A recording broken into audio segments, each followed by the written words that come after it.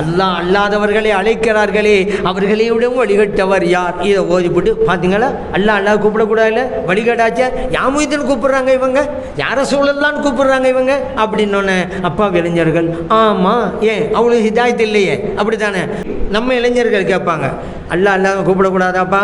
ஆமாம் கூப்பிடக்கூடாதுல்ல. நீ உங்கள் உம்மா உம்மான்னு ஏன் கூப்பிட்ட? வாப்பா வாப்பான்னு ஏன் கூப்பிட்டியா? உம்மா அல்லாவா? இல்லை. வாப்பா அல்லாவா? இல்லை. ஓ ஃப்ரெண்டு நண்பா, அது மட்டும் அன்பா என்ன அல்லாவா? இல்லை இல்லை. ஏன் கூப்பிட்டா நண்பாவை? இதாவது பரவாயில்லைங்க.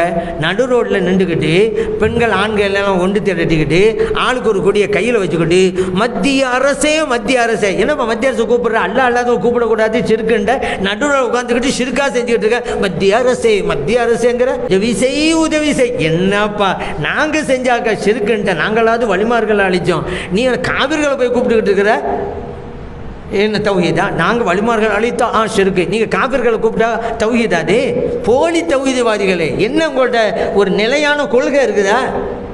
எல்லாம் இப்படி கூப்பிடுவாங்களாம், அதனால் நம்ம கூப்பிட்டாங்க. அதனால் அங்கே அந்த வசனத்துக்கு அந்த அர்த்தம் இல்லை. அதுக்காக தான் உங்களுக்கு சொல்ல வந்தேன்.